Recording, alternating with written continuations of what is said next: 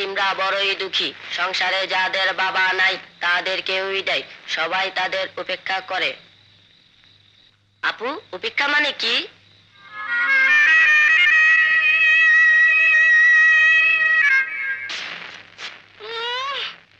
Artist হবে, পরের অন্ন ধ্বংস করে জমিদারি সব। খুব ভালো প্রস্তাব। বিকম ফেল, খুব চালাক চতুর আর স্মার্ট ছেলে। ফিল্মে অ্যাক্টিং করছে, অ্যাক্টিং। 2-4 দিন বাদই হিরোর চান্স পেয়ে যাবে। বেশ তো, তাহলে জলদি আপুটা বিদায় করো। পাত্রপক্ষের যে অনেক দাবি, আমি কোত্থেকে দেব? আমি কোত্থেকে দেব? আপনার গহনাগাটিগুলো কোথায়? সেগুলো কি কাফনের ভিতর লুকিয়ে কবরে নিয়ে যাবেন না? থ্যাঙ্কস। আসতে পারি sir? Come on my child, congratulations. আমি জানতাম কাজেরই তুমি first choice. Thank you sir. এবার তোমার কর্মজীবন শুরু। সবসময় মনে রাখবে, ইউ আর অ্যান আর্টিস্ট। শিল্পী সত্য এবং সুন্দরের পূজারী। সমাজের সমস্ত মিথ্যে, সমস্ত অসুন্দরের বিরুদ্ধে শিল্পীর এক জ্বলন্ত বিদ্রোহ। কোনোদিন কোনো অন্যায়, অত্যাচার, অবিচারের কাছে মাথা নত করবে না। অন্যায়ের প্রতিবাদ করতে গিয়ে তুমি বরং ভেঙে যাবে, তবু মচকাবে না। দোয়া করুন স্যার, সারা জীবন যেন আপনার উপদেশ পালন করতে পারি। দোয়া করি তুমি অনেক অনেক বড় হও। আর্টিস্ট হবে, পরের অন্ন ধ্বংস করে জমিদারি সব। দিনকাল যা পড়েছে, নিজেদেরই চলার দায়, তার উপর যত সব ফালতু বোঝা।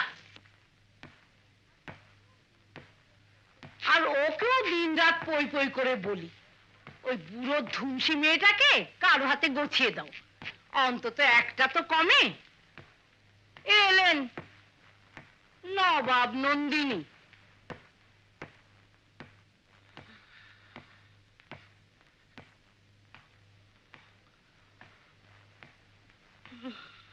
ওষুধ খেয়েছো মা? আর ওষুধ খাইয়ে কি হবে? হাঁপানির একমাত্র ওষুধ মরণ।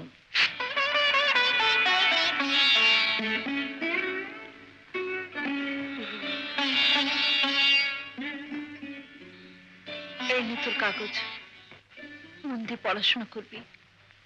আদর্শ হাগ রেখে এবার এই তরকারিগুলো কেটে আমাকে উদ্ধার করো, না হলে রাতে গিলবে কি?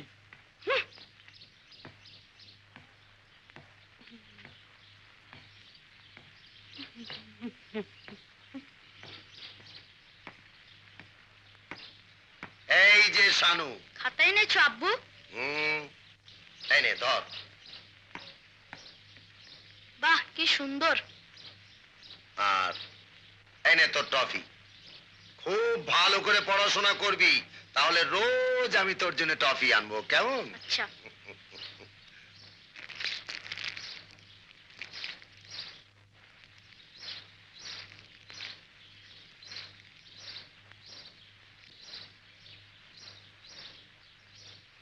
খাবি?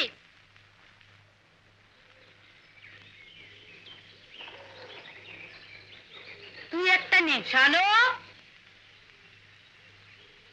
থাক, আর দাম খারাপ করতে হবে না। কই গো, একটু শুনবে? আসছি, আয় আমার সঙ্গে।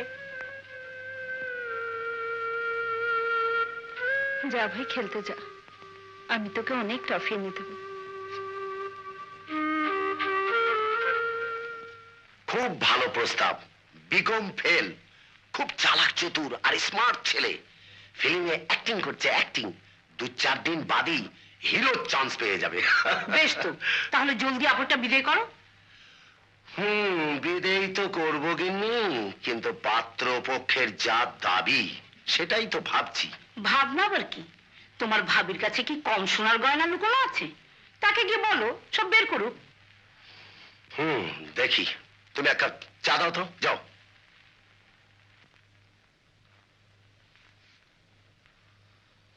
ওষুধটা খেয়ে নাও মা। না, কি হবে ওষুধ খেয়ে? আর আমি বাঁচতে চাই না। মা, আজ বাবা নেই, তুমি যদি অমন করে কথা বলো, আমাদের কি হবে মা?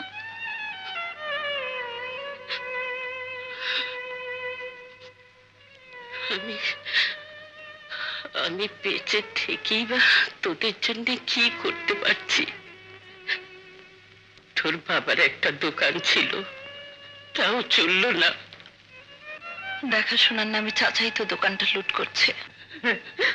এখন দুটো ভাতের জন্য তার কাছে চোরের মতো মুখ বুঝে থাকতে হবে। কিন্তু না মা, আমাদের এই দুঃখের দিন থাকবে না। একদিন বুলু মানুষ হবে, তখন আমাদের আর কোনো অভাব থাকবে না। নাও, ওষুধটা খেয়ে না। বলি মা মেয়েতে দিন রাত কিসের এত শালা পরামর্শ হচ্ছে? রাতে ভাত গিলতে হবে না? রাতবে কে? শুয়ে পড় মা।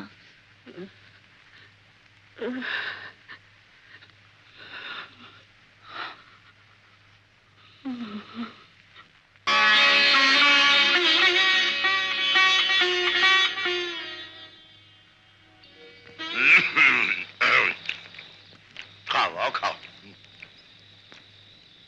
আরেকটু আরেকটু দাও। দাও। এতিমরা বড়ই দুঃখী, সংসারে যাদের বাবা নাই তাদের কেউই দেয়, সবাই তাদের উপেক্ষা করে। আপু, উপেক্ষা মানে কি?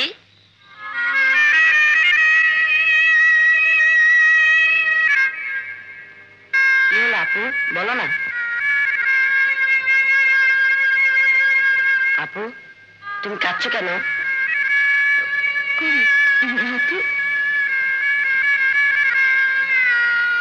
চল, খেতে চল।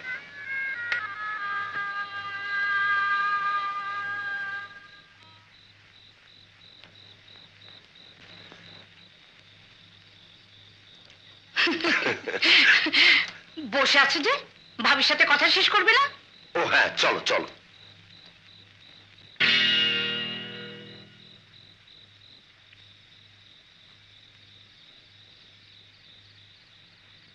ঢং, চোখে থুতু দিয়ে মিছিমিছি কাঁদবেন না বাপু। আপনার ওই বুড়ো ধুমসি মেয়েটাকে ভালোই ভালো বিদায় করুন। আমরা আর গোষ্ঠী শুধু পালতে পারবো না। হ্যাঁ, আর পারবই বা কি করে? আমার সামান্য একটা চাকরি। কিন্তু পাত্রপক্ষের যে অনেক দাবি, আমি কোত্থেকে দেব?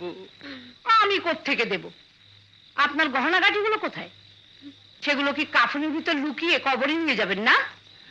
ওগুলো বের করুন। কোত্থেকে বের করব? যা ছিল দোকান চালাবার নামে ছোট মেয়ে সবই তো একে একে নিয়ে গেছে। বাজে কথা রেখে যা আছে বের করুন।